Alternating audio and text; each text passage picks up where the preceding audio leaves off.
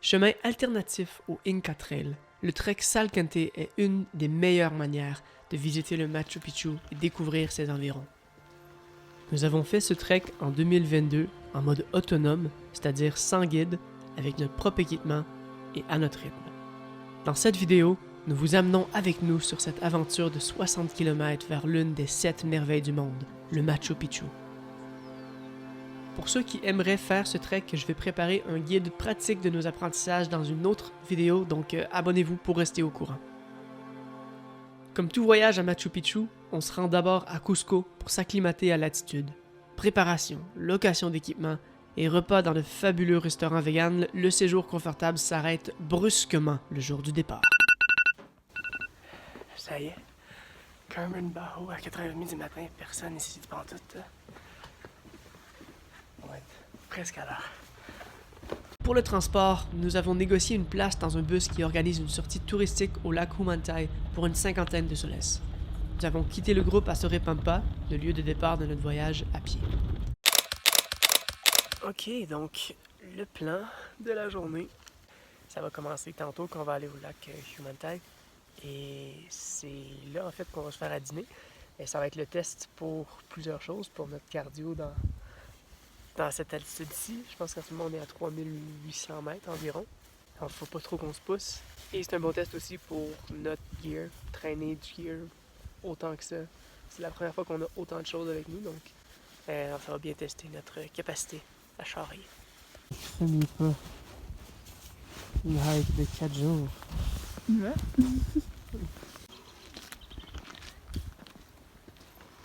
Malgré toute notre motivation, ça n'a pas pris longtemps pour l'altitude et le poids de nos sacs de nous tester. La première montée, difficile, et elle n'est pas finie. Je me suis trouvé une excuse pour prendre un break. Description des feuilles de coca. La plante du coca est utilisée pour fabriquer de la cocaïne, mais les Incas ont utilisé la plante de façon plus naturelle. C'est simplement de prendre les feuilles séchées, de les mettre dans la bouche, les humidifier et ensuite les manger tranquillement pendant la marche. Ça aide beaucoup pour garder son bien-être dans les hautes altitudes. Ça en sert. Et je devrais mieux aller dans les prochaines minutes. Après environ 2 heures de marche pour quelques kilomètres seulement, nous sommes arrivés au lac Humantay longtemps après les groupes de touristes. Ceci faisait partie du plan, et à mesure que les groupes partaient, on s'est retrouvés pratiquement seuls avec le lac, parfait pour un dîner. Probablement notre plus beau lunch de la trek. J'ai acheté un brocoli, on a mis un peu d'oignon, un petit riz au cumin avec lait de soya. Avec une petite... Alright. Camping pour la nuit. Camping. En fait, c'est plutôt un étable. By the way, la montagne que vous voyez là, c'est ce qu'on monte demain. On monte pas jusqu'au top, mais pas loin. 4600 mètres d'altitude demain. Ici, on doit être autour de 3800, donc on monte 1 kilomètre, c'est bien. On a eu droit à un sublime coucher de soleil ce soir-là, mais les dernières lueurs du soleil nous rappelaient qu'on avait une nuit très froide devant nous, potentiellement même en bas de 0 degrés Celsius. 5h20 du matin, la première lueur du lever de soleil qui se monte. On est en train de filtrer de l'eau. Je pense pas qu'il fait 0, mais c'est pas loin. Et ce monsieur, le coq, ça fait 2 heures qu'il chante. La routine matinale avec le cathédine, on se fait de l'eau. Pendant qu'on se lève tranquillement, là, parlons gear. Moi j'ai un limo qui sera à 35 degrés Fahrenheit, 1 ou 2 degrés Celsius. Je deviens pour l'hiver dans le sleeping, donc ça fait partie du rituel nécessaire ici. Mais ça a fonctionné, j'ai quand même été capable de dormir un peu. Puis ouais, les moments que j'ai pas dormi, c'était plus lié au fait qu'on est dehors dans un pays inconnu que le froid. Donc ça c'est une bonne chose. Allez hop, on est pacté. Alors au revoir Sorepampa, 3922 mètres d'altitude, c'est là qu'on a dormi. Puis finalement c'est juste 600 mètres qu'on va monter aujourd'hui. Ce qui est beaucoup, mais une bonne nouvelle. Donc allez hop la montée. Ah wow, là c'est notre première bonne vue du Salkantay. Nous, on monte cette pente-là. Il y a une autre partie de la trail, à l'autre côté. Vous voyez peut-être là, juste au-dessus de la clôture. Nous, on a monté une certaine hauteur. Pardon pour le changement. Et là, je regarde en bas, à peu près 100 mètres plus bas, et je vois l'autre trail. Je sais pas si eux, ils n'auront pas monté ce que nous, on a monté, mais ça se peut qu'on ait pris le mauvais bord. Les compagnons typiques de la marche. Les chevaux qui viennent du village, puis qui viennent manger l'herbe ici. Il faut savoir que le slogan « Leave no trace » ne s'applique pas aux chevaux. Il y a beaucoup de pommes de route. Bon, pour la deuxième fois aujourd'hui, on a pris le chemin le plus long. On regarde pas trop, on prend juste le chemin le plus évident, puis tu vois ici, il y avait un split. Eux, ils continuent d'une shot, et nous, on monte. Ça.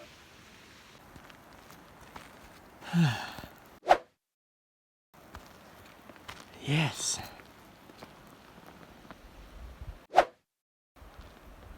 C'est ça qu'on vient de monter. Ça a pris le chemin quand même. Yes! Et là, on descend. L'autre trail nous rejoint là. Et après, on monte. Ça y est. On est à la hauteur des nuages. 4550. Et ça, en voyant tout le nombre de groupes qui sont là en train de chiller, j'ose croire que c'est le dernier pic qu'on doit faire. Peut-être un autre 75-100 mètres d'altitude. Et là, vraiment, on va littéralement toucher les nuages. Wow! C'est plus tough qu'on pensait. Nous sommes enfin arrivés au sommet, clairement en arrière des groupes à ce point-ci. Quoique nous avions faim, le vent et le froid nous ont poussés à continuer vers un endroit plus habitable. Donc voilà,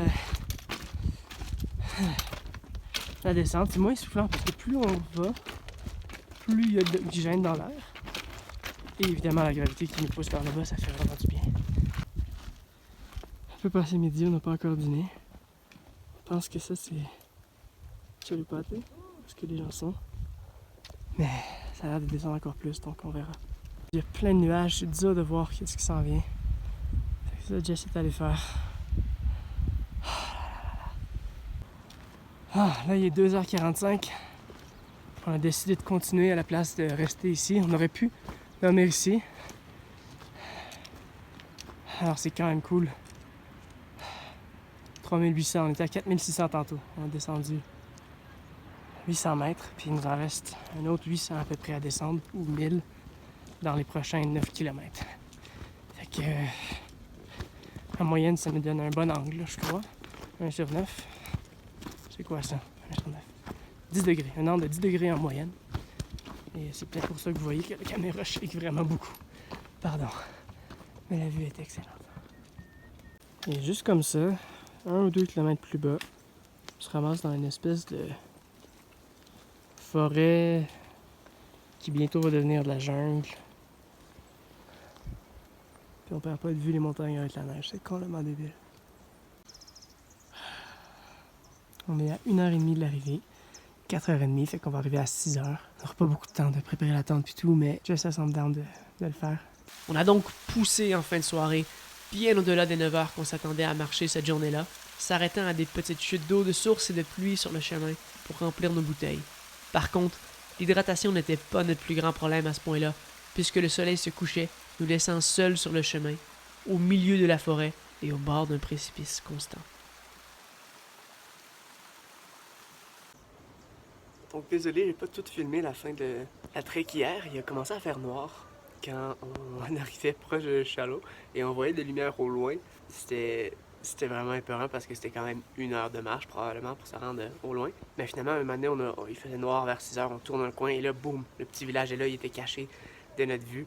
Donc c'était une super belle surprise. On a marché 11 heures hier, une longue journée. À la fin, on était fatigués, on a décidé de pousser ensemble, puis ça a quand même valu la peine. On est arrivé ici le soir, on a eu un bon petit repas. C'est la madame qui nous prête son deuxième étage pour notre tente ce soir. Là, on est plus dans une forêt semi-tropicale. Là. Le climat est meilleur. Cette nuit, il a fait peut-être 4-5 degrés. Là, il fait 10 degrés. Il est juste 6h30.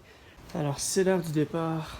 On est au jour 2 pour nous. Je crois qu'on va passer juste là, l'autre bord. Ça vous donne une idée du genre de place qu'on va.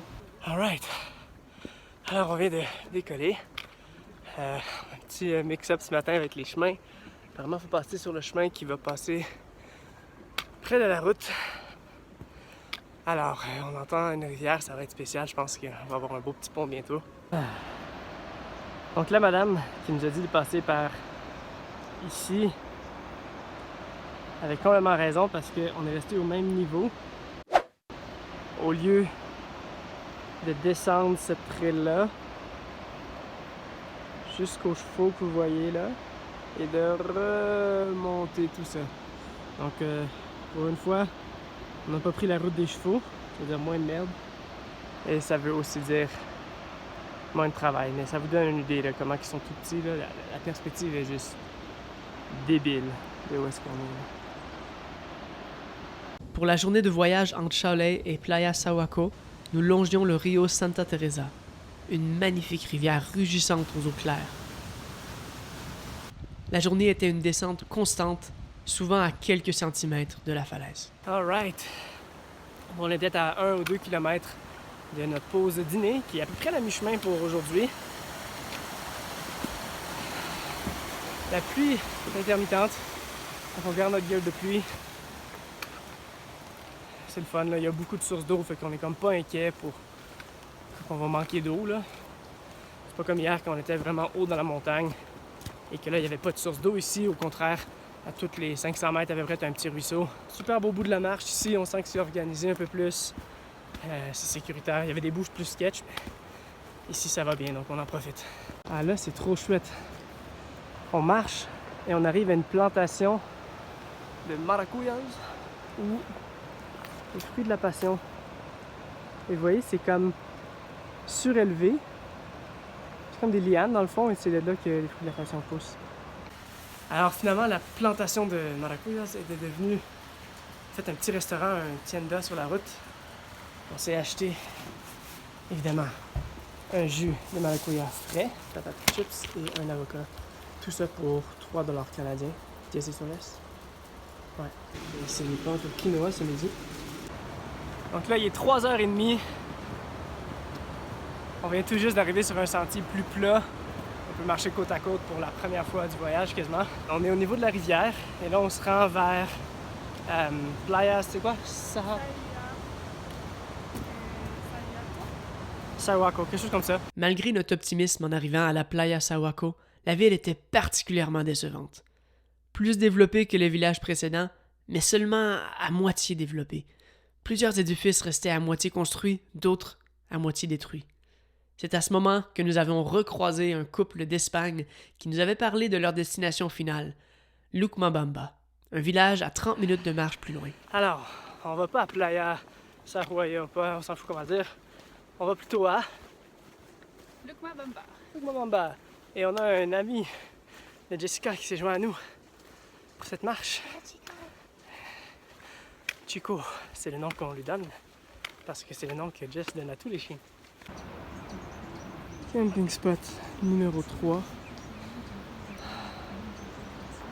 Ah, on est aux portes de Lucmabamba. Lucmabamba, c'est connu pour leur café.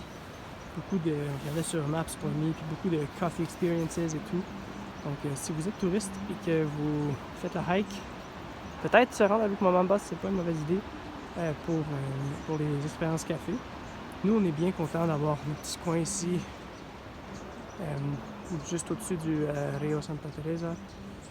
Et c'est vraiment chez l'habitant. Donc, on a une petite place pour manger là-bas, une douche, toilette et la tente juste au coin. Allô les amis, on fait son tour, on fait la ronde.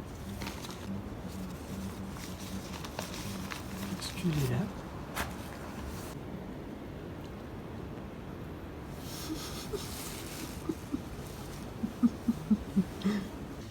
« 8h30, on est dans le sac de couchage. Nos jambes sont mortes. Mais la position horizontale, c'est une révélation.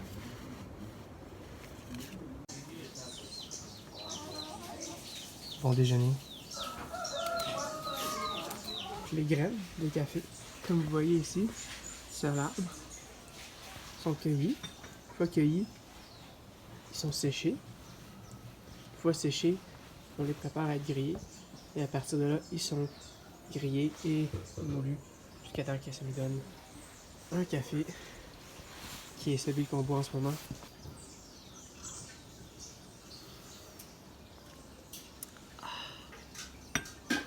On vient prendre un merveilleux déjeuner. Un gros jus de papaye, un café frais. Là, on a 5 km de montée apparemment, mais on se sent vraiment d'attaque. Alors, vamos! Incroyable vue ce matin. On voit le village de Lukmambamba, juste là en blanc. Et un peu plus loin, Playa Sawako. Vraiment, ça valait la peine le 20-25 minutes de plus pour aller à Lukmambamba. Très bon café frais, les déjeuners, ça a juste coûté 20 soles. C'est le fun, la trail à partir d'ici, elle monte, mais c'est tranquillement.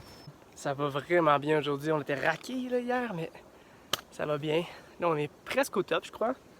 Potentiellement, si les nuages sont pas trop intenses, on devrait voir Machu Picchu dans quelques heures. C'est comme une autre motivation, on dirait, les autres jours, on pensait juste à la journée qu'on avait devant, se mettre dans le beat, mais là, on a le beat de marcher, puis on a comme un bel objectif devant qui est potentiellement atteignable.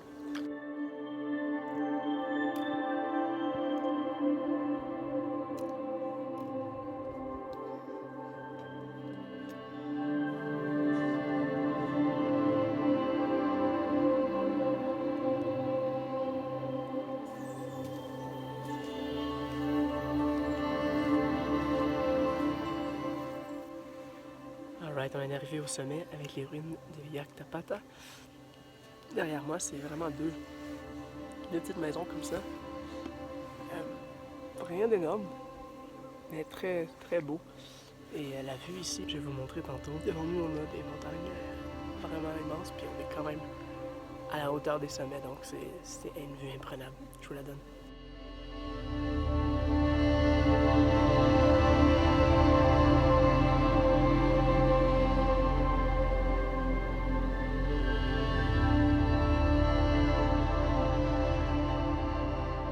La descente est commencée. Excusez-moi, je vais regarder mes pieds pour pas me péter la gueule. Apparemment, c'est très glissant. C'est le fun, le soleil est sorti, on a de l'ombre, fait que c'est vraiment un bel équilibre. On a encore 3 heures de ça. Les groupes sont derrière nous, donc ça veut dire qu'on a un bon pace. On est bien en général, puis dans 1 heure, 2 heures, on a un restaurant. Donc ça s'en vient et on va bien en profiter, ça c'est sûr. Ok, donc là on a traversé le Height of Land, on est de l'autre côté, on a trouvé ce qui s'appelle Eco Lodge. Super de beau spot. Il y a une petite pluie, fait que ça fait du bien d'être comme un petit peu couvert. Il va manger tes souliers. Eh oui, la pluie est de retour. C'est comme ça. Là, on est en descente, là, mais une descente constante depuis longtemps. On descend à peu près 1000 mètres. Ça, c'est du vrai 1000 pattes.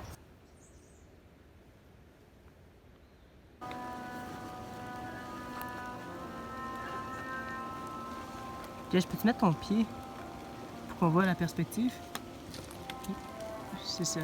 C'est quand même gros, là. C'est une autoroute. Ok, là j'ai besoin d'aide. Un botaniste, quelque chose.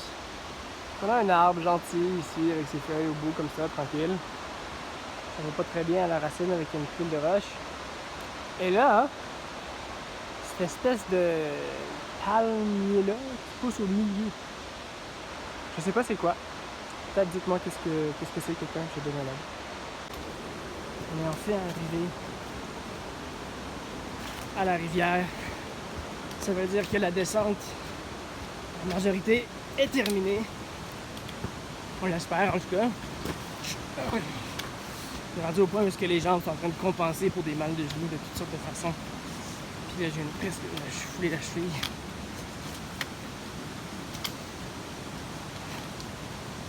Wow!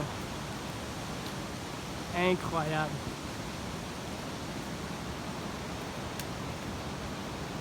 Oh, oh, oh, ça c'est quand même haut comme pont là.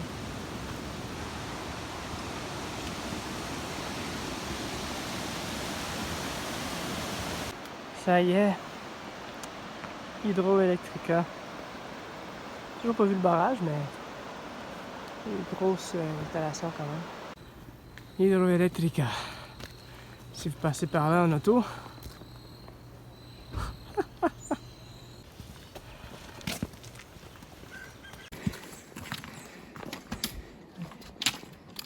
Mon genou est dead là. Ça y est, on vient de passer Hydroelectrica. On a 10 km à faire à côté de la traque de chemin de fer. On a vu le train, il s'est apprêté à démarrer, donc il risque de nous croiser. Ça va être bruyant, mais au moins ça va être flat pour nous. Parce qu'il y a une grosse game changer. Ok, ça c'est la même traque de chemin de fer qui est opérationnelle. Et ça c'est 4 petits poussins qui marchent littéralement sur la traque. Faut être game.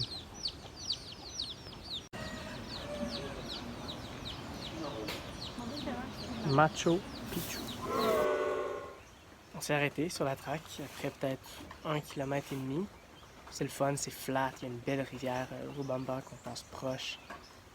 Mais il pleut.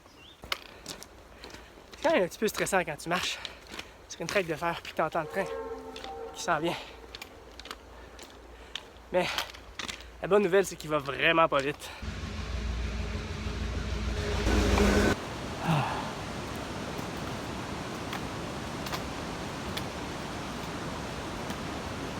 On vient tout juste d'arriver à Aguascalientes. À 10 km, c'était beaucoup plus long qu'on pensait. On était dans le noir. Peut-être au moins une demi-heure, 45 minutes. On est complètement dead. Mais c'est fini. Et il y a des eaux thermales pour demain. Ah yes! Oh shit, ça va être beau ça demain. Il y a une méga falaise devant nous. Ça va être fou. Bonne nuit. On a décidé de prendre une journée de repos pour nos corps raqués à Aguascalientes.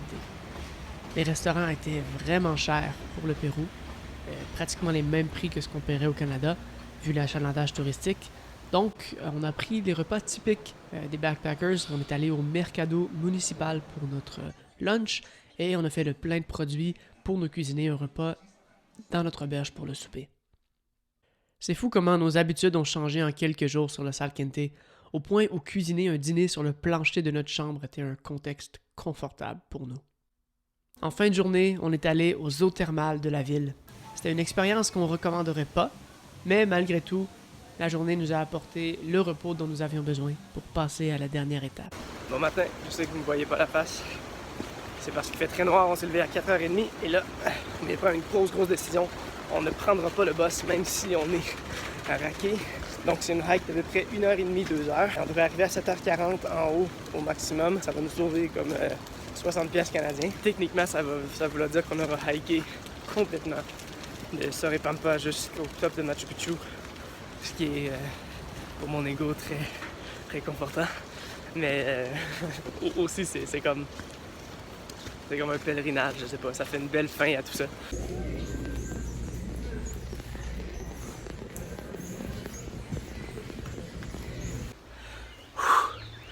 On vient de monter pendant à peu près 1 heure les 400 mètres entre Aguascalientes et Machu Picchu. On est complètement sueur. Et là, on arrive au boss. Wow, c'est un exercice. Il reste le Hunuy Picchu qu'on va monter. Et après, ça va être le plus haut. Et ce sera fini les montées pour cet épisode. La montée en a vraiment valu la peine pour nous. On est donc entré sans tracas dans la ville de Machu Picchu, sans guide, dans l'idée de découvrir le tout à notre rythme. Au final, on pouvait même entendre ce que les guides disaient à leur propre groupe, donc on n'a rien manqué. Quoique les constructions de la ville étaient impressionnantes en soi, ce sont les énormes marches du secteur agricole qui nous ont le plus marqués. Ces marches servaient non seulement à faire pousser des légumes, mais aussi à garder la montagne de l'érosion et d'éviter les glissements de terrain. L'architecture des Incas nous captivait jusqu'à ce que nous croisions un groupe peu attendu, les lamas. Une petite horde semble habiter les ruines et offrir des services de tonte de gazon. Malgré leur taille imposante, leur comportement est plutôt inoffensif. et souvent comique à observer. C'est haut, hein? C'est tough descendre. Comment qu'on va faire ça? Ouais, c'était là le meilleur spot. T'as raison. C'est... bon, non. Ah, non!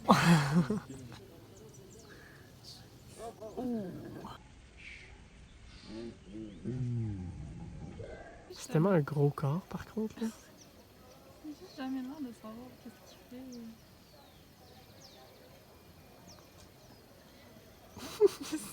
Faut courir.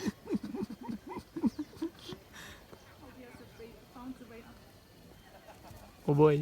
Oh là! C'est un petit peu haut à descendre, ça, par contre. Prends les marches. Prends les marches. On est en train de faire la dernière montée de notre temps au Pérou. C'est le mont Machu Picchu. Et avec la pluie, c'est quand même... je vais pas filmer pendant que je monte ça. Mes bottes trempées. Ah, moi non plus, mes bottes rentraient pas. Wow. Ah, il y a une rampe, nice. Hey, la vue est juste incroyable. Là, on est vraiment à flanc de montagne, là. Ouais. Donc, on continue à monter.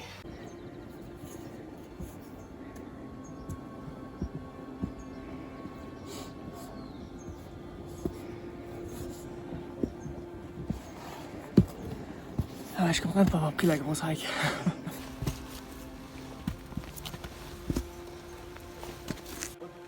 Oh, ça y est, 60 km plus tard, le dernier pic. C'est fou quand même,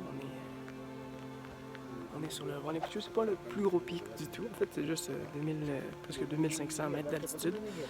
Vraiment pas le plus haut qu'on a fait. C'est le fun, la vue est belle, on a le temps de regarder les choses, d'observer et de profiter de Machu Picchu toute la journée.